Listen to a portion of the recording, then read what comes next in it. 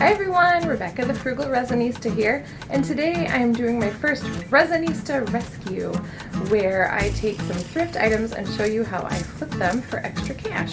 Right now, with everything going on in the world, I know a lot of people can use some extra cash, so I'm going to give you just a few tips and tricks that I use, and I'll show you some things that I actually flip and use resin on, and some things that I just straight up look for specific items that I know will sell well. So let's get started. What I'm going to show you guys today is this little end table. This measures about 15 inches squared, kind of beat up. Got it for Goodwill for $3.09. Now the trick with this, Goodwill specifically, at least in my area, is if they find a piece of furniture that's donated and it's not in good shape, they automatically mark it for $3.09. And depending on where you live, I'm sure that could change a little, you know, what the number is, but as long as it's not in great shape, they typically mark it way down.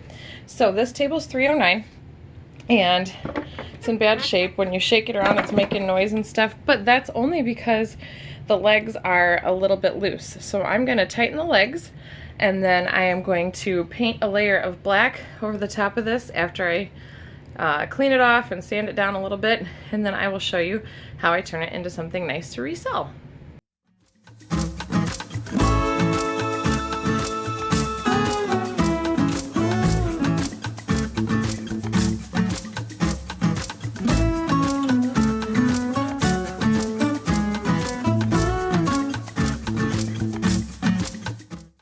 Okay, after cleaning the surface of this table, I first sanded it and then I just took some water to wash it off.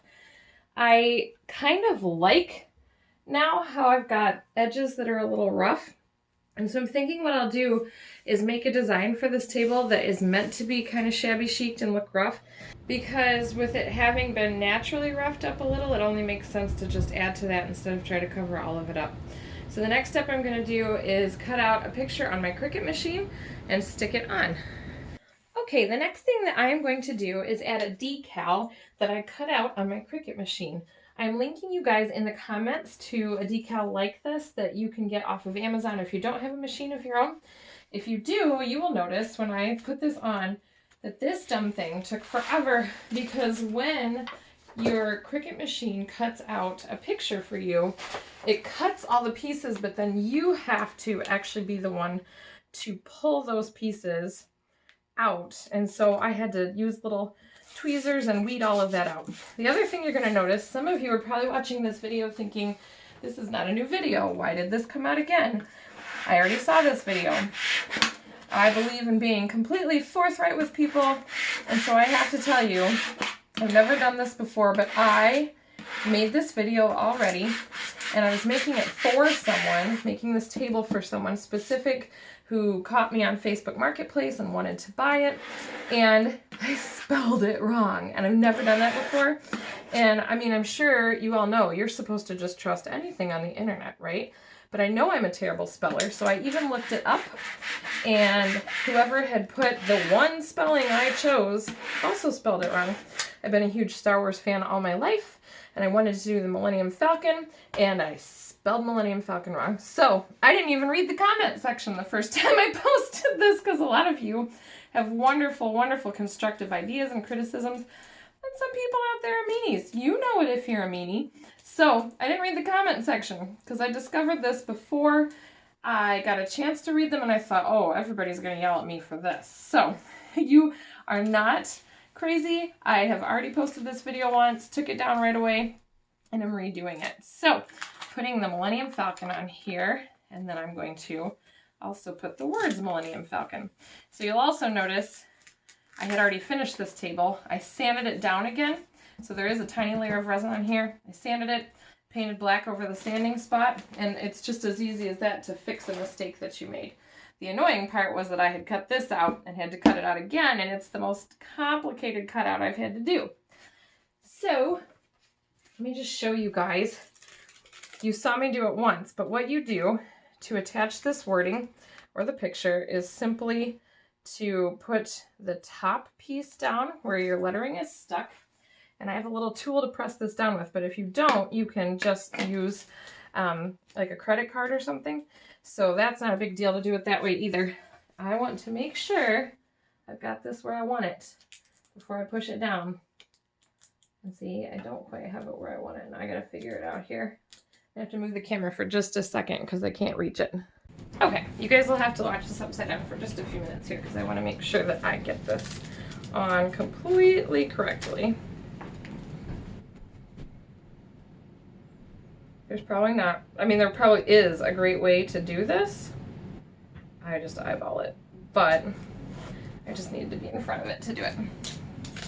Whoop.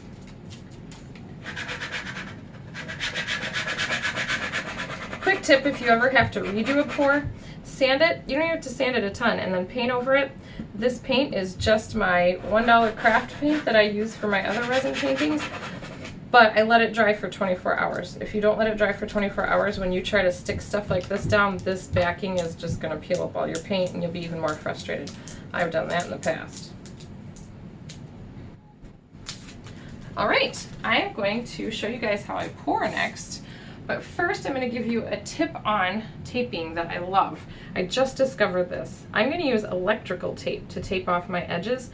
I am going to do a clear pour on top of this, but I don't want it to pour over the edges. It will in a few spots, but I don't want to lose a lot of my resin. So I'm going to tape right along these edges to avoid that. The electrical tape that I'm using, I have discovered, is awesome because if you give it a little bit of pull and stretch it a tiny bit, it sticks really well, and it also goes around corners really well. So I'm going to just angle this right along my edge here and get this all taped up, and then I'll show you guys my pour.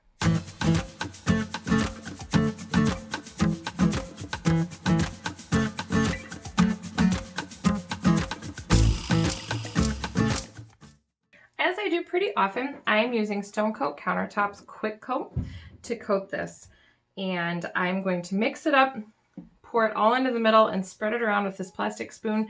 You can use plastic utensils repeatedly, and it's a great way to reuse and not have to throw away sticks all the time. I'm going to do that, pour it in, spread it around, and then I'm going to use my fingers to go along the edges so that I get all the way to the edges, but I don't waste it by having a lot of it spill out.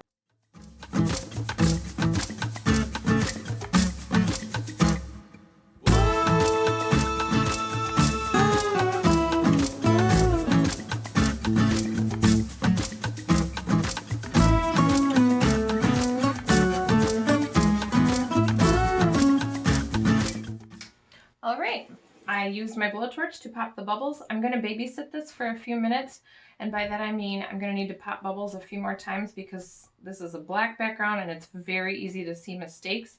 So I want a really smooth finish. So I'm going to clean up my art space, pop bubbles a few more times, and then I'll show you guys the finished product. Okay, it's been a little over 45 minutes. I'm just going to show you the beginning of how I peel this tape. You're not going to want to see how I peel all of it because it's just peeling tape, but I'm just see if I can even get close enough here. What I do is I use my finger to test my drips. See how my drip is still movable and a little sticky, but it's not completely dripping anymore. This is the perfect timing to peel. So I'm going to use just this little corner to show you. There we go, I got a little bit. See if I can get a close-up of what this looks like peeled. I do have drips that have come off the edges, but what's happening, don't know how close I can get this without losing focus here, is those little sticky edges are just laying down nicely and are finishing off. And I'm sorry, this is so shiny. There we go. So shiny that you're getting the shine of other things in my studio. All right, I'm gonna do this with the whole thing because that little line of resin is sticky, but it's gonna now cure that way without running. I'll pull that off and then I'll show you guys the end. Thank you so much, everyone, as always, for watching and supporting my channel with your views and your likes and by subscribing. Here's the finished product. It's so shiny you can see my camera in it. I hope you all have a wonderful day. I hope everyone's doing well during this whole crazy coronavirus stuff going on. You're staying healthy and well. And I will see you very soon in my next video. Thank you so much. Remember to like and subscribe. And have a great day.